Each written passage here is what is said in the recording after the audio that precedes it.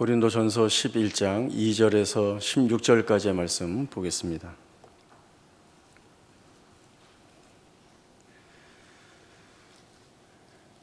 고린도전서 11장 2절에서 16절까지 말씀 제가 읽겠습니다. 너희가 모든 일에 나를 기억하고 또 내가 너희에게 전하여 준 대로 그 전통을 너희가 지킴으로 너희를 칭찬하노라. 그러나 나는 너희가 알기를 원하노니 각 남자의 머리는 그리스도요 여자의 머리는 남자요 그리스도의 머리는 하나님이시라.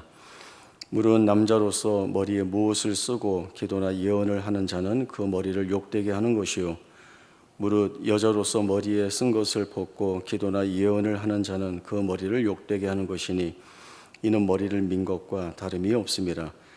만일 여자가 머리를 가리지 않거든 깎을 것이요 만일 깎거나 미는 것이 여자에게 부끄러움이 되거든 가릴지니라. 남자는 하나님의 형상과 영광이니 그 머리를 마땅히 가리지 않거니와 여자는 남자의 영광이니라. 남자가 여자에게서 난 것이 아니요 여자가 남자에게서 났으며 또 남자가 여자를 위하여 지음을 받지 아니하고 여자가 남자를 위하여 지음을 받은 것이니 그러므로 여자는 천사들로 말미암아 권세 아래에 있는 표를 그 머리 위에 둘지니라. 그러나 주 안에는 남자 없이 여자만 있지 않고 여자 없이 남자만 있지 아니하니라. 이는 여자가 남자에게서 난 것 같이 남자도 여자로 말미암아 났음이라. 그리고 모든 것은 하나님에게서 났느니라. 너희는 스스로 판단하라. 여자가 머리를 가리지 않고 하나님께 기도하는 것이 마땅하냐? 만일 남자에게 긴 머리가 있으면 자기에게 부끄러움이 되는 것을 본성이 너희에게 가르치지 아니하느냐? 만일 여자가 긴 머리가 있으면 자기에게 영광이 되나니 긴 머리는 가리는 것을 대신하여 주셨기 때문이니라. 논쟁하려는 생각을 가진 자가 있을지라도 우리에게나 하나님의 모든 교회에는 이런 관례가 없느니라. 아멘. 오늘 본문을 보면 고린도 교회 안에서 이미 불거진 문제에 대하여서 이 일을 바울에게 묻고 또 바울은 이 일을 어떻게 이해하고 또 말씀 안에서 확인받아야 하는가에 대한 내용을 답으로 주고 있는 것으로 볼 수 있습니다. 고린도 교회 성도들이 묻는 것은 남자가 기도나 예언을 할 때에 머리를 가리는 것이 옳으냐라고 하는 문제, 그리고 여자가 기도나 예언을 할 때에 머리를 가리지 않는 것에 대한 것을 묻고 있습니다. 이에 대해 바울은 남자와 여자의 창조의 근거를 두고 말씀을 설명하고 있고, 그러나 이것을 오해하면 이 문제를 남자와 여자 사이에서의 차별에 관한 것으로 여겨 논쟁거리로 삼기가 쉽습니다. 그러나 이 문제는 남자와 여자 중에서 누가 더 높느냐라고 하는 권위의 문제를 따지는 것도 아니고 또 남자와 여자 중에 누가 더 낫냐라고 하는 우열의 문제로 접근할 것도 아닙니다. 이 문제를 통하여서 바울은 교회 안에서 가지고 있는 질서에 대한 이야기를 하고 있고 또 나아가서는 하나님께서 창조 때 맡겨주신 지위와 그 책임에 대한 내용이 무엇인가라고 하는 것으로 설명을 이어갑니다. 오늘은 질서에 관한 내용을 좀 살펴보도록 하겠습니다. 우리가 지금 고린도 전서를 살펴보면서 고린도 교회가 안고 있는 여러 문제들을 하나하나 풀어나가고 있습니다. 그런데 이 고린도 교회를 지금의 정서를 가지고 이해하려고 하면 전혀 잘 알 수가 없습니다. 왜냐하면 이미 1세기에 세워진 교회가 가지고 있는 그 내용들이 있기 때문에 그렇습니다. 어떤 시대적 배경과 상황 가운데 놓여 있는지를 이해해야 고린도 교회가 이런 문제를 어떤 차원에서 겪고 있다라고 하는 것을 좀 파고들 수가 있습니다. 예를 들면 고린도 교회는 이방 지역에 세워진 교회입니다. 그리고 고린도 교회의 구성원은 이방인과 유대인들로 되어 있습니다. 이렇게 유대인과 이방인이 섞여 있는 구성은 태생이나 문화 차이 또 성장 배경이 전혀 다른 사람들이 모여 있는 것이죠. 그러나 그렇게 모였어도 기독교 신앙, 믿음이라고 하는 공동의 목적과 주제 아래 있으니 좀 잘 지내봐라 이렇게 이야기하는 것으로 그들이 잘 지내기가 쉽지 않다라고 하는 겁니다.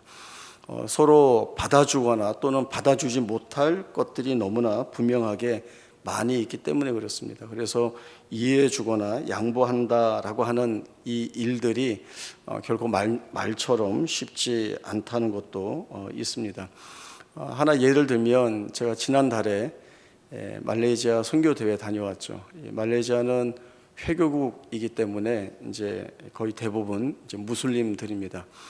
무슬림들은 먹지 않는 음식을 대단히 까다롭게 가리는데 그 중에 대표적인 것이 돼지고기를 먹지 않습니다. 그래서 어느 식당에나 들어가면 No pork라고 이렇게 써 있습니다. 이제 돼지고기 취급도 하지 않고 그 식당에 가지고 들어오는 것도 허락하지를 않습니다.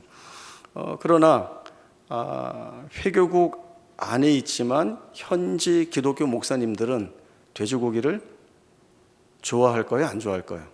좋아합니다.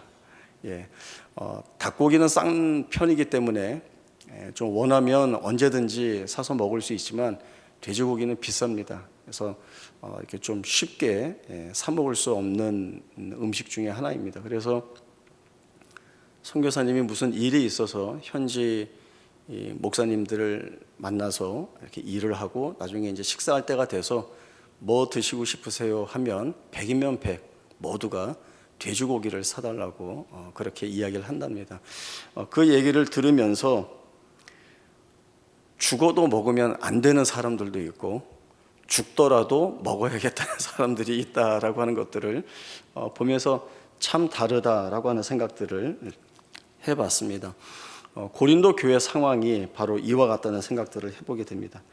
그냥 좋은 게 좋은 거라고 말하면서 그냥 대충 넘어갈 수 없는 일들이 이 교회 안에 너무나 많이 있습니다. 나는 충분히 가능한데 그렇지 않다는 사람들이 있고 또 나는 할 수 없다고 하는데 해도 된다고 하는 일들이 뭐 문화적으로나 정서적으로나 이렇게 부딪히는 것들이 너무나 많습니다. 이러한 것들이 서로 갈등으로 교회 안에 내재되어 쌓이면서 사실은 사랑과 즐거움이 넘쳐야 할 교회가 늘 언제 터질지 모르는 시한폭탄을 안고 있는 것처럼 보내야 하는 어려움들이 있습니다. 이런 그 시대의 그 고린도 교회의 문제를 역사와 또 문화적 맥락에서 좀 봐야 한다 이렇게 주장하는 학자가 한 분이 있습니다. 브루스 윈터라고 하는 분인데 이 윈터는 1세기 로마 아래에서 그 지배되는 상황 속에서 정치, 문화, 종교, 경제 또 여러 내용 가운데에서 더군다나 황제 숭배를 주요 쟁점으로 삼고 있는 이 제국 안에서 교회가 받고 있는 어떤 정치적인 압박이나 부담들이 있을 것이고 교회는 이 문제를 어떻게 받아들이고 풀어가고 있는가에 대한 연구를 많이 하시는 분입니다. 이분의 주장은 아직 여러 학자들 사이에서 찬반 논쟁이 있긴 하지만 또 설득력이 있다고 지지하는 분들도 있습니다. 그래서 오늘 이 윈터 교수가 얘기하는 이 고린도 교회 상황과 맞물린 그 주장 세 가지를 좀 살펴보도록 하겠습니다. 먼저 첫 번째는 그 교회 밖에 있는 이방인들, 그 고린도 지역에 살고 있는 이방인들은 자기가 믿고 있는 우상, 그 섬기는 신전에 가서 이방 제사를 드립니다. 거기에도 이방 우상에게 제사하는 그 제사를 집례하는 제사장이 있습니다. 근데 이제 그들의 복장을 보면 뭐 다른 건 둘째치고 머리에 굉장히 화려하고 큰 관을 쓰고 제사를 집례한다는 겁니다. 아마도 제사장으로서 또 종교적 입장에서 예배를 주관하는 사람으로서 갖는 권위를 그 머리에 쓴 큰 관으로 여기고 있는 것으로 보여집니다. 이것이 이제 권위를 드러내는 형태인데 일부 고린도 교회 남자 성도들이 이것을 어떤 하나의 내용으로 교회 안으로 끌고 들어와서 자기가 교회 안에서 어떤 기도나 예언을 하는 자리에서 이것을 차용해서 쓰는 겁니다. 이제 머리에 이제 큰 관을 쓰고 기도하거나 예배하는 일들이 이제 일어나게 되고, 또 뭐 주변에서는 뭐 멋있다라든지 아니면 뭐 그래도 된다라고 하는 이야기들이 많이 오가게 되었을 것입니다. 바울은 이런 행위를 교회의 머리이신 그리스도를 높이는 것이 아니라 자기 자신의 권위에 몰두하여 자기 권위를 높이는 일에 마음을 빼앗기고 있다, 이렇게 이야기를 하고는 이교적 풍습을 따르지 말라는 말씀을 전했다라고 하는 겁니다. 다음에 두 번째는 그 당시 여자가 머리를 가리는 것은 이 여자가 결혼을 했다라고 하는 일종의 사회적 표시였다고 주장을 합니다. 마치 결혼 반지처럼 반지를 끼고 있으면 기혼자이고 반지를 끼고 있지 않으면 미혼자라고 하는 표시가 제3자들에게 이렇게 드러내는 것처럼 보이는 거죠. 우리나라 아니면 뭐 동양의 정서에서는 그렇게 결혼 반지가 그만큼의 표시적 역할을 하지 않습니다. 저도 결혼했지만 결혼 반지 안 끼고 다니거든요. 약간 불편하기도 하고 어색하기도 하고, 그냥 어느 날 오늘 그냥 반지 끼고 싶다 그러면 이제 이렇게 약간 액세서리처럼 끼고 나가는 것이지, 이것이 기혼과 미혼의 차이를 분명하게 표시하는 어떤 그런 내용으로 갖고 있지 않습니다. 그러나 서양은 우리와는 좀 다르게 이 부분을 좀 중요하게 여기는 것처럼 보입니다. 그래서 가끔 영화를 보면 바람 피러 몰래 나가는 남자가 손가락에서 결혼 반지 빼고 나가는 장면들이 간혹 나오고 합니다. 윈터 교수는 이 시대 이때에 여자가 머리를 가리는 것은 그 결혼한 여자가 드러내는 정숙함, 순결함, 남편에 대한 순종과 공경을 표시하는 것이다, 이렇게 이야기를 하고 있습니다. 그래서 결혼한 여자가 머리를 교회 안에서 가리는 것은 아내가 남편을 공개적으로 존경하는 하나의 방식이라고까지 이야기를 했습니다. 반대로 공개적인 장소에서 결혼한 여자가 머리에 수건을 가리지 않는 것은, 또 거부하는 것은 아내가 남편에게 모욕을 주는 것이다, 이렇게 이야기를 합니다. 이런 이해 속에서 여자가 기도나 예언을 할 때에 머리를 가리는 것은 남편에 대한 복종이요 그리스도에 대한 순종으로 이야기를 합니다. 다음에 세 번째, 당시 로마 안에서는 윈터 교수가 이제 이렇게 표현했습니다. 새로운 종류의 아내가 출현했다. 이 새로운 종류의 아내란 당시 남편들에게는 성적으로 난잡하게 살아도 괜찮다라고 하는 사회적으로 용인하는 분위기가 있었는데, 그걸 왜 남자에게만 허용하고 여자에게는 허용하지 않느냐라고 하는 이것에 대한 반발하는 여자들이 있었다라고 하는 거죠. 너희만 성적으로 자유함을 누리느냐? 우리도 그렇게 하겠다라고 하는 겁니다. 이제 그런 주장을 하는 여자들은 자신의 그런 자유를 드러내는, 또 과시하는 하나의 방법으로 머리에 쓴 수건을 벗는 것으로 드러냈다, 이렇게 말을 하고 있습니다. 그래서 그리스도인인 아내가 머리에 쓴 수건을 벗게 되면 스스로를 그런 여자들과 자신들을 동일시하는 것으로 여기기 때문에 머리에 쓴 수건을 벗으면 안 된다, 이렇게 말을 했다는 겁니다. 윈터 교수가 얘기하는 세 가지의 의견을 종합을 해보면, 남자가 머리를 가리지 않는 것은 교회의 머리 대신 그리스도를 높이는 것, 그리고 만약에 자기의 권위를 위하여 머리를 가리는 것은 그리스도를 모욕하는 일이 된다, 이렇게 말씀을 하고, 또 여자가 머리를 가리지 않는 것은 남편을 모욕하는 것이다, 이렇게 주장을 하고 있습니다. 이런 배경 속에서 바울이 고린도 교회 성도들에게 전하는 말씀을 보면 또 쉽게 이해되는 부분이 있습니다. 바울은 창조하신 하나님의 의도, 또 하나님이 허락하신 지위, 그리고 그 지위에 대한 질서에 따른 순종을 접근 방법으로 해서 이 내용을 다루고 있습니다. 앞에서도 말씀드렸듯이 남자와 여자의 권위의 문제도 아니고 우열의 문제도 아니고 누가 더 옳은가의 문제도 아닙니다. 바울은 남자와 여자가 또 나아가서는 남편과 아내가 무엇을 보아야 하는가 하면 하나님 아버지와 또 그 뜻에 순종하신 그리스도의 관계 안에서 보아야 한다라고 하는 말을 합니다.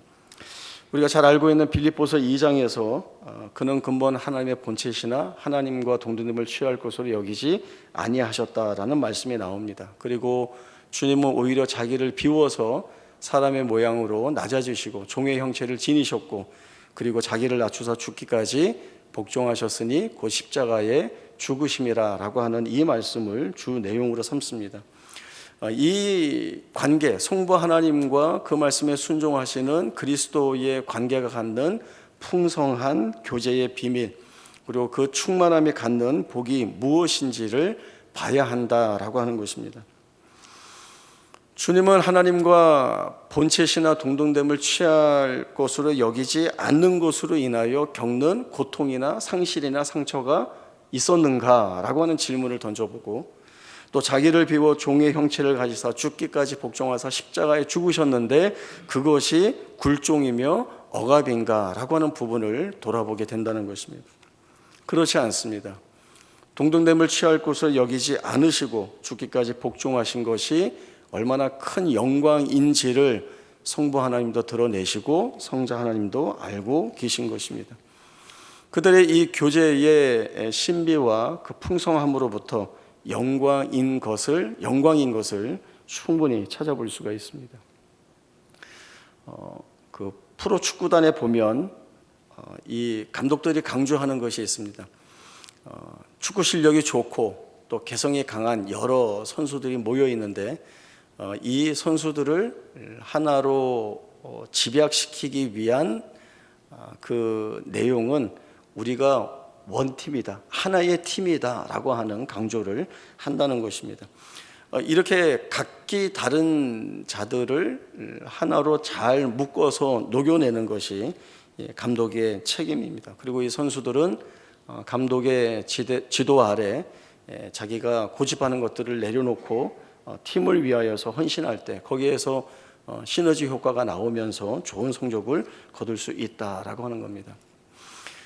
축구 선수 중에 누가 좀 포커스가 맞춰질까요? 이제 아무래도 스트라이커 공격수입니다. 공격수는 뭐 원톱이든 투톱이든 이제 상대 진영으로 올라가 있으면 자기 동료들이 공을 패스해줘서 그걸 가지고 이제 골을 넣는 책임을 맡고 있는 거죠. 사실 11명의 축구 선수들은 각각의 포지션이 있습니다. 공격수는 공격수, 또 중앙 허리를 담당하는 미드필더들, 그리고 수비를 맡는 사람들, 그리고 골문을 책임지는 골키퍼가 있습니다. 각자의 위치에서 자기가 맡은 자기의 역할을 유기적으로 잘 해야 이 팀이 하고자 하는 전술을 마음대로 할 수 있고 그래야 좋은 성적을 얻을 수 있습니다. 그런데 축구 시합이 끝나면 그 결과가 어떻게 드러나는가 하면 이 시합의 내용이 몇 대 몇으로 어느 팀이 이겼고 어느 팀은 졌다. 그리고 그 밑에 붙는 게 누가 골을 넣었고 누가 어시스트를 했다. 이렇게 이 골에 관계된 선수에게만 조명이 갑니다. 사실 뭐 어쩌다가 이제 수비수가 올라와서 골을 넣는 경우도 있기는 하지만 좀 희박하죠. 거의 이 공격진에 있는 선수들이 다 넣게 되고 그리고 아무래도 이 하이라이트를 받게 됩니다. 이런 생각을 할 수 있습니다. 수비수 입장에서 기분이 나쁠 수 있는 거예요. 나도 90분 내내 열심히 팀을 위해서 뛰는데 나는 별로 이렇게 사람들의 조명을 받지 못하고 공격수들만 다 인기를 차지하는 것처럼 보이는 거죠. 그래서 수비는 모르겠고 나도 나가서 공격이나 할랜다 이렇게 하고 올라와 버리면 자기가 맡은 그 자리가 펑크가 납니다. 그러면 아무래도 조화롭게 움직일 수가 없게 되는 거죠. 그러면 시합의 질 가능성이 너무나도 올라가게 됩니다. 각자가 맡은 자리가 있습니다. 공격수는 공격수대로, 또 수비수는 수비수대로, 각자 자기 자리에서 그 책임을 해야 합니다. 그런데 이런 책임을 어떤 세상적인 기준에 맞추어서 누가 더 좋다 아니면 누가 더 가치가 있다라고 하는 식으로 접근하면 오해가 생길 수밖에 없습니다. 그 수비하지 않고 올라가서 나도 골 넣을래라고 하는 수비수처럼 내가 수비하고 있으면 나는 별로 중요한 사람이 아닌가 봐라고 하는 생각, 아니면 나는 가치가 없어서 이런 일을 하고 있는가라고 하는 생각을 할 수도 있습니다. 교회 안에서도 보면 이 일은 중요해, 이 일은 별로 중요하지 않아 라고 하는 일이 있나요? 있다라고 하면 우리도 세상적인 입장에서 이런 일들을 구분하고 있는 건 아닌가라고 하는 생각들을 해봐야 합니다. 교회 안에서 우리가 함께 하고 또 함께 나누는 일들은 모든 일들이 다 귀하고 또 귀합니다. 그리고 우리가 중요하다고 생각하는 것들, 그러나 그렇게 중요하지 않을 수도 있고, 또 우리가 중요하지 않다고 하는 일들이 사실은 아주 중요하게 여겨야 할 일들도 많이 있습니다. 이런 생각들 하시죠? 중요한 일들은 장로님들이 하시는 거고 우리 집사들은 그냥 위에서 시키는 대로 하는 거야. 이런 생각들을 하게 되면 안 됩니다. 또 주일학교에 가면 선생님들은 아이들 불러 모아놓고 막 가르치는데 나는 교사 안 시켜주고 뒤에서 보조 역할을 맡겨줘서 그냥 뒤에서 그냥 이렇게 허접한 일이나 하고 있는 것처럼 보여서 나는 별로 이렇게 쓰임새가 없나라고 하는 그런 오해를 하고 있지는 않은지요. 그러나 말씀드렸듯이 교회의 일은 중요한 일, 중요하지 않은 일, 가치가 더 있는 일, 가치가 더 없는 일로 나누지 않습니다. 모든 일들이 다 중요하고 또 함께하는 일들이 다 가치가 있습니다. 중요한 일을 한다고 생각하는 장로님을 누가 뽑습니까? 교회의 성도들이 뽑습니다. 열심히 일하라고 성도들이 믿고 뽑아서 일을 시키는 겁니다. 그러니까 어떻게 보면 시키는 사람이 왕이죠. 그렇죠? 그런 생각들 안 같습니까? 그리고 뒤에서 별 볼 일 없이 보조 역할을 하는 그런 분들의 일이 별것 아니다 이렇게 얘기할 수 없습니다.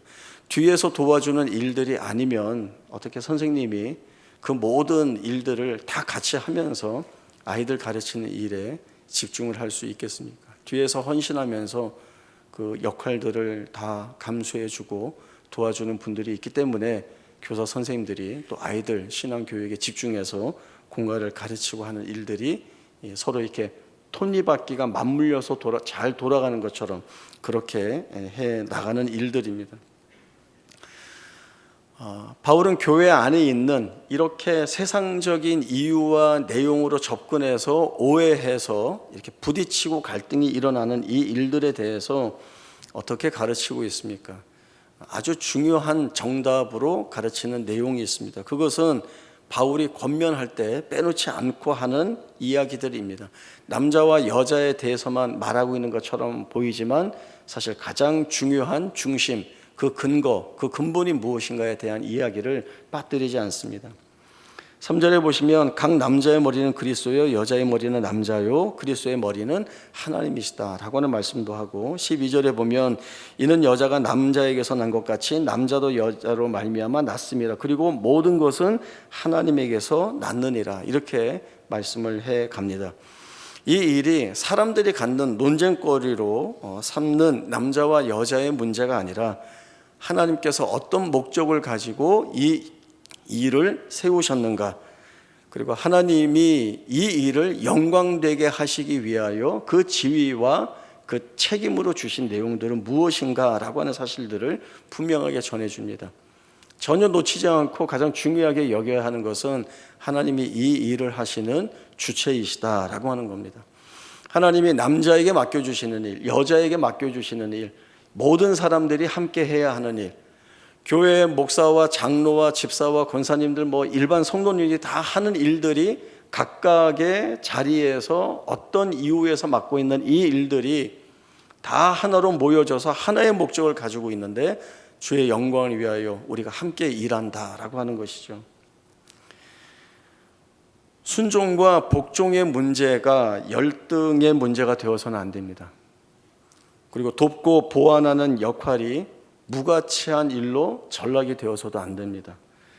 또 누가 누구의 머리라고 하는 말이 그래서 하대하거나 막대해도 된다라는 식의 접근도 있어서는 안 됩니다.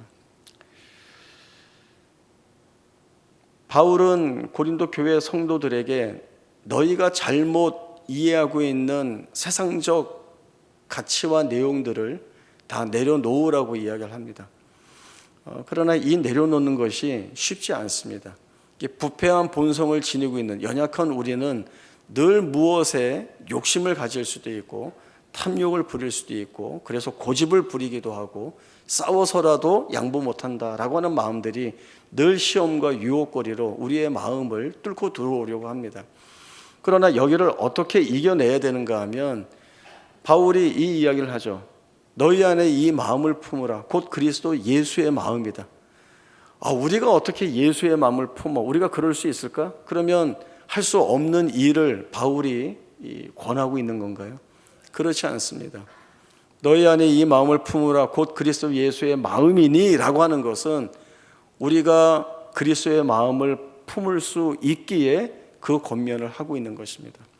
그러면 우리가 모범으로 삼아야 될 것들이 무엇일까요? 내가 해석하고 내가 이해하고 내가 생각하는 것으로 이것이 그리스도의 마음이야 이렇게 얘기하는 것이 아니라 그리스도가 정말 우리에게 보여주신 것이 무엇인지를 하나하나 살펴보고 그것이 갖는 의미들을 돌아보면서 성령의 은혜를 힘입어 그리스도의 마음을 가져야 된다라고 하는 것입니다. 그래야 우리가 사랑하고 이해하고 용납하고 용인하고 품고 함께 가고 연합하여 가는 것이 이 길이 아름답고 영광스러운 길이다라고 하는 사실을 알고 고백하여서 그 길을 가기로 애쓸 수 있게 된다라고 하는 것입니다. 우리가 우리 자신에게 속지 말아야 할 부분들이 있습니다.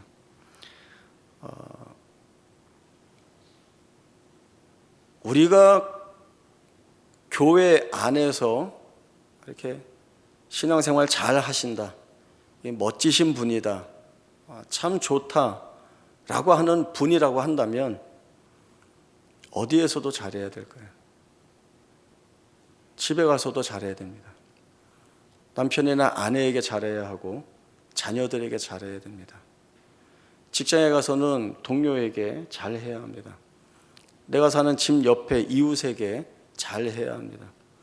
교회에서는 잘 하시는데 밖에 나가서 난 그렇게 안 해. 여기서만큼은 그냥 내 마음대로 할 거야 라고 하면 잘못 가고 있는 겁니다. 그건 나를 속이고 있는 겁니다. 그리고 내 진정한 모습이 내 민낯이 무엇인지를 돌아봐야 합니다. 내가 주님의 마음을 품고 그리고 그 마음을 따라 사는 자라고 한다면 교회에서만이 아니라 어디에서든 그리스도의 마음을 품은 자로 그 마음을 드러내는 자로서의 삶의 모습이 보여야 합니다. 물론 우리는 매번 실패합니다. 잘하지 못합니다. 우리의 악한 본성이 이 일을 늘 걸고 넘어집니다. 그러나 우리는 실패하면서도 성령의 은혜를 구하고 주님의 마음을 품기 위해 애쓰고 기도하고 그리고 나와 한 몸으로 묶어주신 형제와 이웃들을 주님의 마음으로 돌아보는 이 훈련과 연습을 쌓아가야 하는 것입니다. 그래서 바울은 고린도 교회 성도들에게 이렇게 전하는 것을 끊이지 않고 하고 있습니다. 우리의 믿음이 사람의 지혜에 있지 아니하고 하나님의 능력이 있음을 보여주어야 한다라고 하는 겁니다. 그리고 심는 이나 물 주는 이는 아무것도 아니로되 오직 자라게 하시는 이는 하나님뿐이시다라고 하는 이 근거도 가져야 하고요. 그리고 누구든지 자기의 유익을 구하지 말고 남의 유익을 구하라. 너희가 먹든지 마시든지 무엇을 하든지 다 하나님의 영광을 위하여 하라라고 하는 이 말씀에 우리의 마음을 기울여야 합니다. 우리는 어떤 생각을 하거나 또는 어떤 결정을 하거나 또 어떤 상황을 이해할 때 가장 중요한 내용으로 삼고 있는 것이 무엇입니까? 내 유익입니까? 아니면 내 자존심입니까?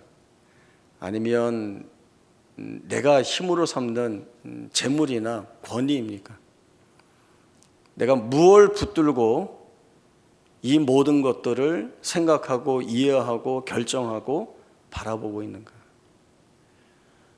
하나님이 영원전에 나를 하나님의 자녀로 삼으시고 그리고 세상 앞에 빛과 소금의 역할을 할 사람으로 주의 영광과 복을 세상 앞에 드러내는 통로로 삼으셨다라고 하는 것을 우리가 안다면 그 역할을, 그 지위를, 그리고 그 지위에 맡겨진 책임을 잘 감당하기 위해 우리는 내려놓을 건 내려놓아야 하고 버릴 것은 버려야 하고 끊어야 할 것은 끊어야 합니다. 주님이 바리새인들에게 늘 하신 말씀, 또 제자들에게 가르쳐 주신 말씀이 무엇입니까? 높아지려고 하느냐? 낮아져라. 잔치에 갔을 때 상석에 앉지 말고 제일 말단 자리에 가서 앉아라. 섬김을 받으려고 하지 말고 섬기는 자가 되어라. 손에 쥐려고 하지 말고 주는 자가 되어라. 주는 자가 복되도다 라고는 말씀을 주십니다. 주님의 마음을 품고 주님의 거룩한 교회를 섬기고 또 주님께서 내게 맡겨주신 가정이나 배우자나 자녀나 이웃과 형제들이 그들을 내가 어떻게 섬겨 나갈 때에 우리 하나님이 영광을 받으시는가, 그래서 그 일에 내가 얼마나 복되게 쓰임받는가, 이 일을 바울이 고린도 교회 성도들에게 전하고 있고 그 말씀이 오늘 우리에게 도전적으로 주어지는 말씀이 됩니다.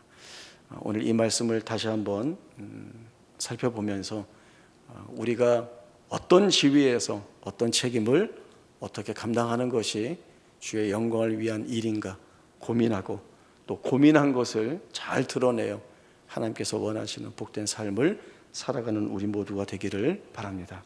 기도하겠습니다. 하나님 아버지 은혜를 감사합니다. 하나님께서 우리에게 맡겨주신 영광스러운 지위나 직분은 참으로 귀하고 복된 책임입니다.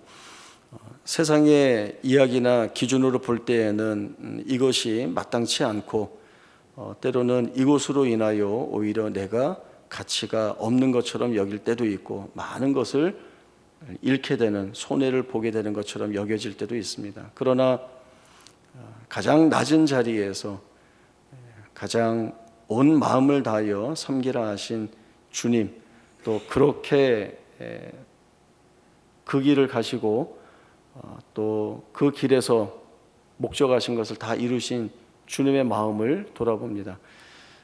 주님의 마음을 품게 하셔서 우리로 하여금 세상의 그 어떤 것보다도 주님께서 기뻐하시는 그 길을 살아내는 것을 감사히 여기게 하시고 또 하나님께 영광이 되는 삶을 살아내는 것이 우리에게 얼마나 큰 은혜요 복인지를 알아 그 길을 실패하더라도 다시금 열심히 살아내는 귀한 은혜가 우리 가운데 있기를 간절히 소망합니다.